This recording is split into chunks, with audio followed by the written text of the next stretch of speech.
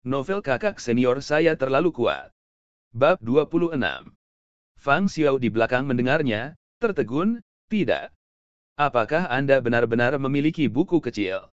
Keduanya tidak pergi jauh, dan Fang Xiao masih bisa mendengar percakapan mereka. Lu Shaoqing juga terkejut, tidak, apakah kamu begitu pelit? Xiao Yi terengah-engah, orang-orang ini semua adalah orang-orang jahat, dan saya ingin memukul mereka sampai mati. Saya bekerja di restoran, tidak di gedung hijau. Orang-orang bau itu benar-benar keji. Lu Shaoqing menggelengkan kepalanya dan menghela nafas, itulah yang Anda salah. Orang-orang membayar untuk makan di sini, pelanggan adalah Tuhan, apa yang salah dengan mengatakan beberapa kata kepada Anda? Apa itu Tuhan? Ya, kamu bisa memahaminya sebagai kaisar abadi. Xiao Yi berkata dengan jijik, kaisar abadi tidak akan begitu cabul. Mengapa dia bisa menggodaku ketika dia datang untuk makan malam? Bisakah pria bau itu dibandingkan dengan kaisar abadi? Saudara senior kedua, bagaimana kalau kamu membantuku memberi mereka pelajaran? Di atas saya juga mencatat rumah atau tempat tinggal mereka di kota Lingxiao. Suara Lu Shaoqing terus terdengar, terkejut, wah, hati wanita yang paling beracun. Saudara senior kedua, ini adalah apa yang Anda katakan kepada saya untuk menulis. Suara Xiao Yi marah dan mendesak. Lu Shaoqing membujuk Xiao Yi dan berkata, lupakan saja, jangan terlalu peduli tentang hal semacam ini. Selain, pergi dan membalas dendam pada mereka, apa yang harus Bos Fang lakukan di sini? Jika itu mempengaruhi bisnis Bos Fang, itu tidak akan baik.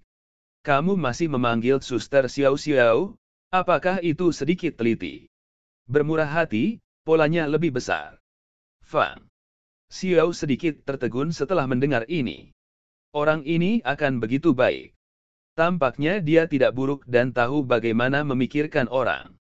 Di luar, Lu Shaoqing menyingkirkan buku kecil Xiao Yi, hal semacam ini tetap bersamaku untuk saat ini. Mulai sekarang, tugas Anda adalah memahami maksud pedang dalam waktu 1 bulan, dan menerobos ke periode pembangunan fondasi. Xiao Yi membeku. Saudara senior kedua, kamu tidak mengatakan itu sekarang.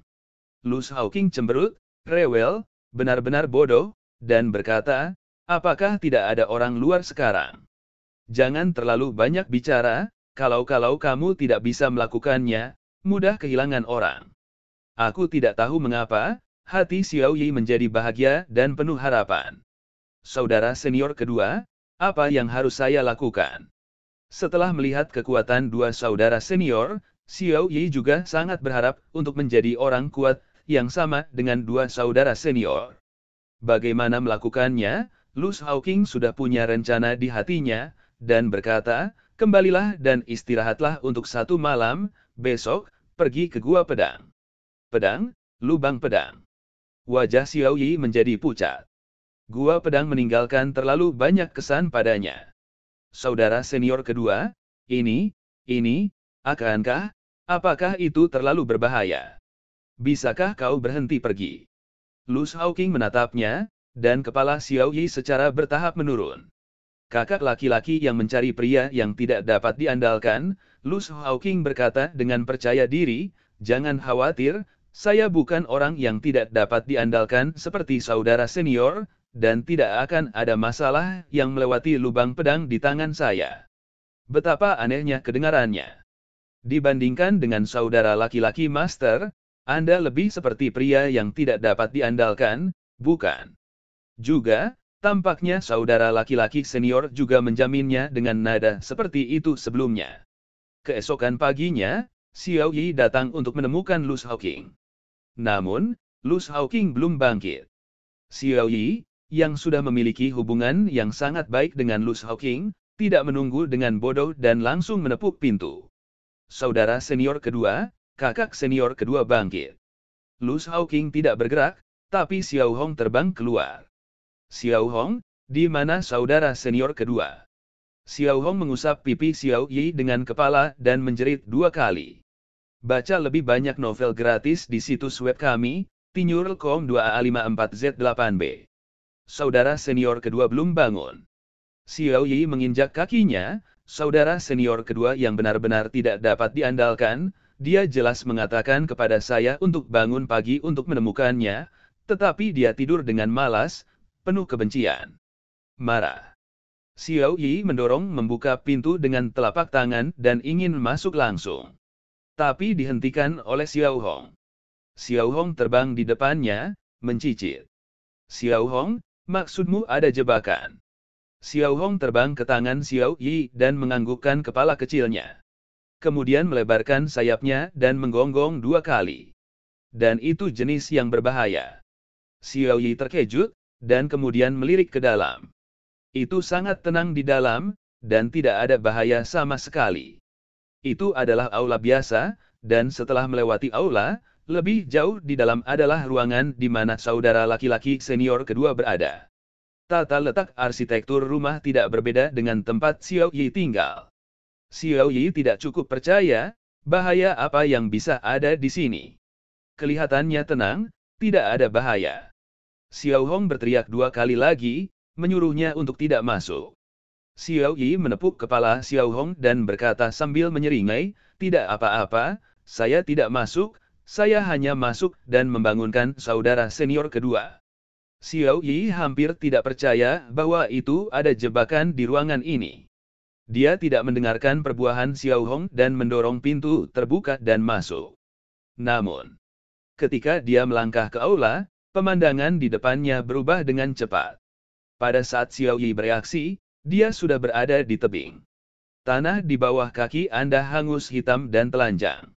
Di belakang Anda adalah bumi hitam tanpa akhir yang terlihat, yang menakutkan. Di bawah tebing adalah kawah yang besar dan menyala. Sejumlah besar magma jatuh, dan dari waktu ke waktu api memuntahkan. Api merah bergegas ke langit dengan panas yang mengerikan. Gelombang panas yang tak ada habisnya bergegas naik dari bawah. Wajah Xiao Yi berwarna merah dan merah. Xiao Yi merasa bahwa itu seluruh orangnya akan dipanggang. Ini palsu. Xiao Yi bingung. Dia jelas melangkah ke rumah kakak kedua, mengapa dia tiba-tiba muncul di sini? Apakah itu arai teleportasi atau arai hantu? Bagaimanapun, dia tidak berani bergerak. Bahkan jika itu adalah arai hantu, itu bisa membunuh orang. Xiao Yi menangis. Mengapa ada hal seperti itu di aula saudara senior kedua? Apa yang ingin dia lakukan? Xiao Yi tidak berani bergerak. Dia hanya bisa berteriak keras, saudara senior kedua, ini aku, junior sister, saudara senior kedua. Suara itu menyebar jauh, dan tidak ada tanggapan dari Luz Hawking. Kawah di bawah ini tampaknya bergerak. Magma, yang perlahan-lahan jatuh, tiba-tiba mendidih dengan keras. Gunung berapi akan segera meletus. Tampaknya ada banyak naga api yang tidur di bawah, dan sekarang mereka mulai bangun. Menanam magma berguling seperti naga api. Suhu di sekelilingnya semakin tinggi dan lebih tinggi, dan Xiao Yi merasa bahwa itu air di tubuhnya terus-menerus hilang. Dia panik bahkan lebih, berbalik dan berlari. Tapi setelah berlari beberapa langkah, tanah bergetar hebat. Gunung berapi meletus. Magma merah gelap mengalir keluar dari langit dalam asap hitam mengepul. Seperti naga api yang terbangun, ia melayang ke langit, meraung dan mulai mendatangkan malapetaka. Magma yang tak terhitung jumlahnya jatuh ke kepala Xiao Yi.